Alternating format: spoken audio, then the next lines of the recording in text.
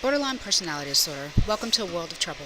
Teresa Trouble Rebel is a 22-year-old white heterosexual female that was raised in a two-parent middle-class Christian household. She attended public school until third grade when her parents chose to homeschool Trouble because of her outbursts and teasing by other students. The teacher stated she was disruptive. Trouble was placed in a psychiatric hospital at 14 when her outbursts and lies were not able to be controlled by outpatient therapy, and her mother found her bleeding and pouring lighter fluid onto the wounds with a lit candle nearby. Trouble was able to attain her GED and was accepted into the Art Institute, but dropped out when she thought she was being persecuted by jealous students dressed as monsters, and the other students found her disruptive and dangerous. She recently followed one of the monsters to Seattle, where she was arrested by Seattle PD for murdering the man. Trouble has been referred for a psychiatric consult after she described the man she macheted as a monster by homicide detective Nick Birdhart, who was a grim. Trouble states that she has been seeing these monsters off and on as a kid and regularly since she was in art school. Since her withdrawal from art school, she has noticed the sightings have changed from visual to more physical altercations, and she has had to start protecting herself from the monsters. She tried to tell her parents and the doctors about the monsters, but no one believes her. She's been in and out of romantic relationships for years, but this new monster problem has destroyed her last great relationship. She has scars on her arms and legs that are from previous episodes with herself. She actually fought Nick and Hank, his partner, when they tried to arrest her. Nick, being a Grimm, sees monsters too, but he needs to know if Trouble is really a Grimm. Trouble has tried not to see the monsters. She tried the drugs in the hospital, tries drugs with some of the guys she's lived with, lived in 15 different cities in the last 5 years, but none of it has worked. Trouble feels empty, lost, she doesn't know why she sees the monsters, and they attack her. If she could just go back to her old boyfriend and tour with his rock band, it would be perfect. But his manager kicked her out, saying she was bad for the band, starting fights at the places where they were playing, causing discord with the band members, and conflict with her vision of the creative design she was making for the band's image. Trouble's parents were very career focused and decided to have a child after they were well established in their careers. They continued pursuing their career goals until Trouble began acting out to the point where her mother had to stop traveling with the symphony to homeschool Trouble. But she continued to compose music for theater, television, and motion pictures, which did cause her to still travel, but less frequently. Her father was a district judge of San Francisco when Trouble was born, but was appointed to California State Supreme Court judge position before she was 6 months old, which kept him quite busy, as his aspiration was to become a Supreme Court judge of the United States. Once the teachers in her Montessori school stated that Trouble's behavior was too disruptive for their free-thinking atmosphere, Trouble's mother decided she would stop traveling and put her career temporarily on hold, try to have another child, and homeschool Trouble. She then had 3 miscarriages and blamed Trouble for her condition due to the constant stress of her daughter's screaming, yelling, and tantrums whenever her mother would try to go into her studio and work on her music without her daughter present. During the time when Trouble was homeschooled, her mother had tried putting her into boarding schools, but the teachers there stated that would disrupt certain teachers' classes with talk of the teacher being a monster. Trouble's mother simply thought her daughter had an inactive imagination until Trouble started drawing horrific pictures. Trouble's mother stated that her daughter would not stop drawing the pictures. Eventually, she refused to leave the house and would call her mother terrible names if she tried to take her out of the house. All of these stories Trouble shared that was related to her previous psychiatrist during hospitalization and documented and confirmed by her mother. Once, at the mall, Trouble's mother stated that her daughter was in the game shop store, playing beside another child, and then a man came into the store, and she started screaming and ran. When the mall police and her mother found Trouble, she was hiding underneath her mother's minivan in the mall parking lot. When she got home, Trouble didn't talk to her mother for 2 days, stating it was all her mother's fault. The next time her mother left the house and did not take Trouble, Trouble called the police, stating her parents had left her home alone for 3 days with no money or food. By this time, Trouble was 12 years old. Her parents were never able to have other children, and they were divorced by the time Trouble was 16 years old, stating that the stress of such a special child was more than they could bear. When they went to visit Trouble during her hospitalization, she would turn them against each other and blame them for her being hospitalized and valuing their careers before their daughter. Trouble has attempted to live with each of her parents since leaving the hospital. Her stepmother stated she never could return to their home due to the way she treated her stepmother, and Trouble's stepbrother and sister, and frighteningly graphic stories of being a crime fighter like her father. Trouble and her mother can tolerate each other's presence for a few weeks before her mother will have to leave for work and not expect Trouble there when she returns. She can rely on her parents for financial assistance when needed. Trouble does not have any current religious affiliations or practices. How can I believe in God when no one believes in the monsters I can see? Her parents are practicing Baptists, but stopped going to church when Trouble would scream during the church services. Trouble has no friends currently. During her psychiatric hospitalization, she had no friends that kept in touch with her. Her parents would visit twice a week when Trouble was first admitted, and then once a month by the last year she was in the hospital. Trouble was disciplined at least 4 times a year for inappropriate relations with male patients during her hospital stay. She has been arrested 6 times in the last 5 years for physical assault, but every time the charges have been dropped. She states that all of the charges were dropped because she was innocent and the other guys started it. She states that everywhere she moves to and lives, there is either a monster or some jerk that ruins her happiness. She has been trying to make it as a graphic artist, but lately she has been forced to hunt and kill the monsters. So now she looks for the monsters. Trouble does not remember her childhood well. Some adults scared her, and when she tried to tell the other children, they would call her Tell Us Story Teresa. Then one day a bad-looking teacher, called her Trouble, and it stuck. Due to her inconsistent education, constant inefficient in classrooms, her academic performance was lackluster. She was able to complete her GED in the hospital's residential treatment facility. She got accepted into the Art Institute with pictures of the monsters and the evil people in her life. Using the techniques she learned in art therapy, she was able to finish 3 months of art school with an A, simply drawing what she saw in the stuff of her nightmares. Trouble's only long-term hospitalizations were 4 years in the California Psychiatric Hospital for Children, 1.5 years in intensive hospitalization therapy, and the rest in the residential treatment facility. Her parents refused to accept discharge before 18. Since leaving the psychiatric hospital, Trouble has had 2 abortions. She currently has a Mirena IUD to prevent pregnancy. A 3-day hospitalization for pneumonia happened 2 years ago after being rescued from the Pomaki River, supposedly after chasing another woman out of her apartment who was sleeping with her boyfriend. She's had a few skin rashes for self-induced skin cutting and contamination from unknown skin contaminants she states are from fighting monsters. She has had 4 emergency room visits with her boyfriend at the time, with suicide attempts using herbal medications, unknown liquids, and cutting. She has had a few emergency room visits for cuts, scrapes, bruised ribs, secondary to physical altercations or fights, per the emergency room reports. Trouble states she has not slept more than 3 or 4 hours a night for at least 1 month because the monsters are after her. Trouble has a good appetite when she has money for food. Due to her transient lifestyle, she is lean and muscular due to her rigorous fighting. I fight or chase a monster almost every day. She received alcohol and substance abuse education during her time in the residential treatment facility, but she tried alcohol and drugs anyway. It did not make the monsters go away, and it only made her fight slower. One of the monsters almost got me. She does not drink or use any drugs now. She is not on any psychiatric medications, over-the-counter, herbal, or supplemental medications at this time. She has no known allergies. While in the psychiatric hospital, they had her on Prozac and clozapine, which she tolerated but still cut herself and saw the monsters. She last had a physical on 2/15/14, 2 weeks before she had her last abortion and had her IUD placement. Trouble did not begin psychiatric care until the age of 11, when her mother was concerned with her daughter's fear of leaving the house. In May, when Trouble was 11 years old, she had been playing in the backyard happily until the pool man came. And 5 minutes later, she would run screaming into the house and hold her mother's leg and ask for cookies and milk. It became so that Trouble refused to leave the house unless no one was outside.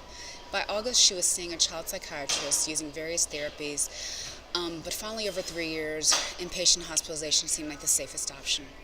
Trouble did not speak to her therapist her first year of therapy unless one or both of her parents attended with her. By 14, she was cutting herself regularly. She'd been caught with her father's hunting rifle once, setting up a contraption to protect the house from criminals. Her parents, however, were afraid she was trying to set up a method to hurt herself. Once, she also swallowed a bottle of her mother's sleeping pills, stating, "I just wanted to have a night without nightmares."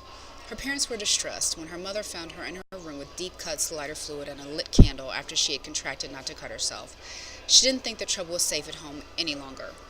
Trouble stated upon admission to the hospital that her mother had betrayed her trust. She hadn't cut herself. A monster crawled up the window and tried to grab her, and she was trying to mend the wounds.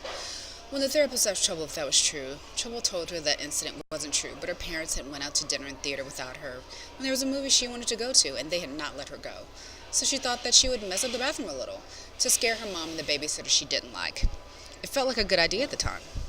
Drawing her nightmares made them seem less real, but she would still get angry at the staff and try to make her doctor see her twice a week instead of once a month. Upon her evaluations in the emergency room following her hospitalization, during her suicide attempts, only 2 resulted in hospitalizations. One because the boyfriend was not sure what kind of fluid Trouble had ingested and she was unconscious when admitted. She had left him a note about him leaving her for another woman who was trash. And the other because she needed a blood transfusion. Her then boyfriend had a flat tire and didn't go home until later than he was supposed to. When asked why she cut herself so deeply and did not call for help when she was bleeding so profusely, her response was, "I just feel so empty inside all the time. I wanted to see what came out." She was given antidepressants and appointments for psychotherapy and did not comply with those recommendations. Today Trouble was assessed using the Barrett Impulsiveness Scale, or BSI 11, with a score of 97. 72 or above is considered a sign of increased impulsiveness. She was also given the Bus-Perry Aggression Questionnaire with a total score of 167 out of 203, 53 out of 63 for physical aggression, 34 out of 35 for verbal aggression, and 37 out of 49 for anger, with a 36 over 56 for hostility. Trubel admits to a pattern of turbulent relationships with men, her family, peers, and strangers in social situations. She has gotten into numerous bar fights with women she thought or found were having an affair with her partner. Trubel has been documented as attempting suicide and admitting to cutting herself when a relationship was in a state of turmoil or a partner was about to leave or ask her to leave. She has been asked to leave living arrangements due to disruptive behavior and even when family because of how she interferes with the family dynamic. She still asks her father for financial support and is attempting to fight the monsters that are attacking her. She occasionally will stay with her mother, asking her for financial support, and be an artist like her mother by drawing. Trubel has stated that she has now started hunting and killing these monsters, where before she would wait for them to attack her. She also began a physical altercation with 2 homicide detectives. Trubel has numerous scars from cutting her arms and legs due to emotional emptiness and fear of losing a loved one in a relationship. Trubel admits that she has problems sleeping in the last month because she believes the monsters are coming after her. Trubel appears to be a slim, unkempt, disheveled, well-muscled, poorly groomed young woman dressed in ripped jeans and a t-shirt with a leather vest. Her face is flushed and she is defensive and flippant. She is exhibiting psychomotor agitation, suspicious and labile behavior. Her speech is given with a fast rate, strong with good articulation, but poverty until a question asked. I'm angry that I'm here. I did that cop a favor and he brings me here. Her affect seems consistent with her stated mood. She appears intensely hostile, angry with flushing of her face. Her thought process seems racing but linear. I was trying to stop that man from attacking the girl in the alley. When I approached, he changed into some kind of monster and began attacking me. We got into a scuffle and I killed him. That's when he turned back into a human and the police showed up. Trubel seems to suffer from these delusions more frequently. Yes, I've been seeing monsters more frequently. I've been trying to improve my drawing, maybe work for movies or draw graphic novels based on what's been happening to me, but I keep having to fight these monsters lately. Trubel admits she has no plans of killing herself. I do not want to kill anyone that does not deserve it. She denies any hallucinations and sees no monsters during the interview. She is alert and oriented times 4. Her short and long-term memory are intact. Her insight and judgment are fair. She acknowledges that killing people is wrong, but so far all of her fights and killings have been instigated by others. It's been documented that half of her altercations have been witnessed by others, and it is true the other party did instigate the fight.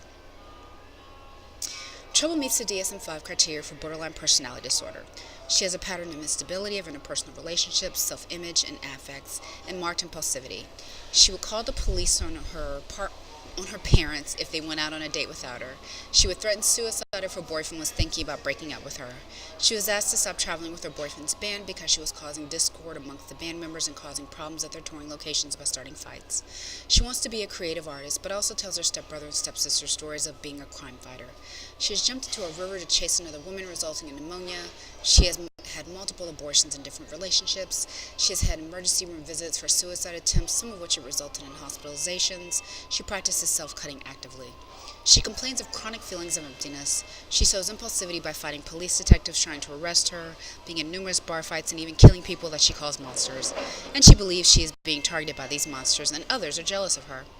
A differential diagnosis for Trubel is schizophrenia on the basis that she sees monsters that are after her and trying to kill her. However, Trubel is a Grim, like Detective Burkhart. These monsters are real, and they do really want to kill her because the work of a Grim is to kill these monsters. Other ways to differentiate schizophrenia from borderline personality disorder. Borderline personality disorder lacks prolonged psychotic episodes, thought disorder, Trubel's thinking is linear, and other classic schizophrenic signs, positive and negative. Borderline personality disorder patients generally have chronic feelings of emptiness, act impulsively, demand extraordinary relationships, mutilate themselves, and make manipulative suicide attempts. Trubel is in good health. She has recovered fully from her pneumonia. As a Grim, she heals quickly from her fights with monsters and has great reflexes. She does not use any recreational substances, no alcohol, and she does not smoke. She has a very healthy appetite and is very active. She rides a bicycle to all the crime scenes she accompanies Nick to and all the places she travels to. She is thirsty for knowledge about her new role as a Grim. Trubel has spent her life trying to stay in relationships, preventing people from abandoning her. She has used fighting, cutting, sex, arguments, art, and manipulation to sustain her relationships as long as possible. She is fascinated by the idea that there are other people like her and that Nick believes her when, in the past, her mental health team, parents, and partners have doubted her claims of monsters. She does not trust that Nick and his friend Juliet are as friendly, welcoming, and hospitable as they claim, but she has nowhere else to go. As a small child, Trubel's parents were involved in their careers and neglected her needs, which she has counteracted with acting out. She would perform in any way to get their attention, which seems to have led to their divorce. However, her parents still try to support Trubel. Her father still sends her money when he can. His second wife will not allow her to stay with them, but he may be a resource for what she needs. But as a judge, he could never condone her killing people, monster or not. However, he would be supportive of her working with the police. Her mother still tries to have a bond with her daughter, but Trubel's reactive moods are more than her mother can tolerate for long periods because they cannot live together for long periods of time. But her mother does still try. Trubel attempts to emulate her mother by being an artist also, by her drawing and calling herself a creative artist and trying to develop that type of career. Nick Burthart and his extended family of crime fighters of Vesson, police, and his girlfriend are also too new to Trubel, but they can understand the type of help she will need learning how to become a Grimm. Trubel has been in and out of relationships for 5 years, traveling to over 10 cities. She has not developed any stable, supportive social structure. Since she has been seeing and fighting monsters, her social support has become even smaller. By learning that she is a Grimm and meeting Nick, who was raised a Grimm, she has found support. Nick has given Trubel information on the Vesson she is seeing, but more importantly, a place to stay with him and Juliet. Nick has introduced Trubel to peaceful Vesson, who are not trying to kill her but help Nick. Monroe and Rosalie, and Hank, Nick's partner, who know about Vesson but can't see them unless they Volga. Now if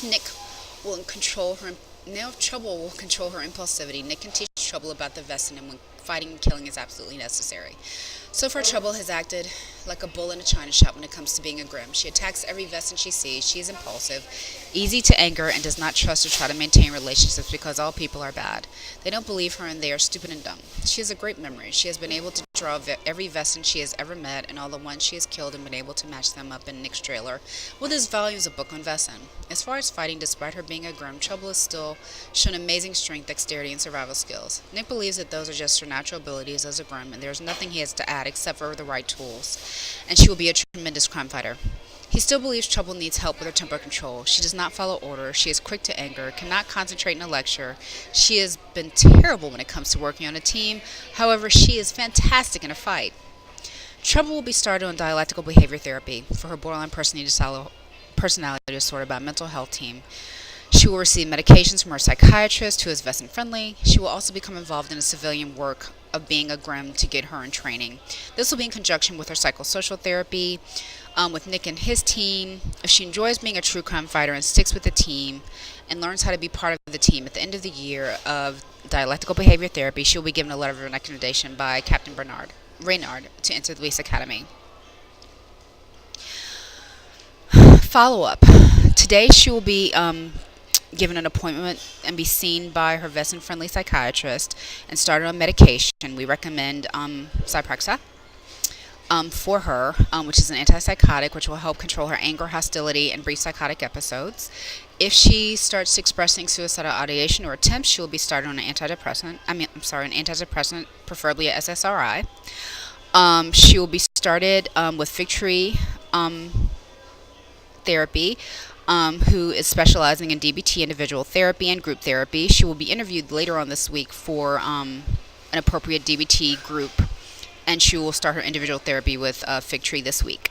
Prognosis is fairly stable for Trubel for borderline personality. She is motivated to become a police detective like Nick. She is enjoying her work as a Grimm, and she will be monitored regularly for any major depressive episodes or suicidal ideations. Trubel will have to be rescreened regularly using the Barrett Impulsivity Scale 11 and the Boost Perry Aggression Questionnaire for changes or improvements in her symptoms. Since she is on antipsychotics, she will need to visit a primary care provider or at least have her regular blood work to monitor her blood sugars, her weight, her lipids, and monitor her activity. She will also be in DBT for a year per guidelines to maintain fidelity of dialectical behavior therapy, which will be monitoring for suicide ideation and cutting behaviors weekly. Thank you for entering our world of Trubel.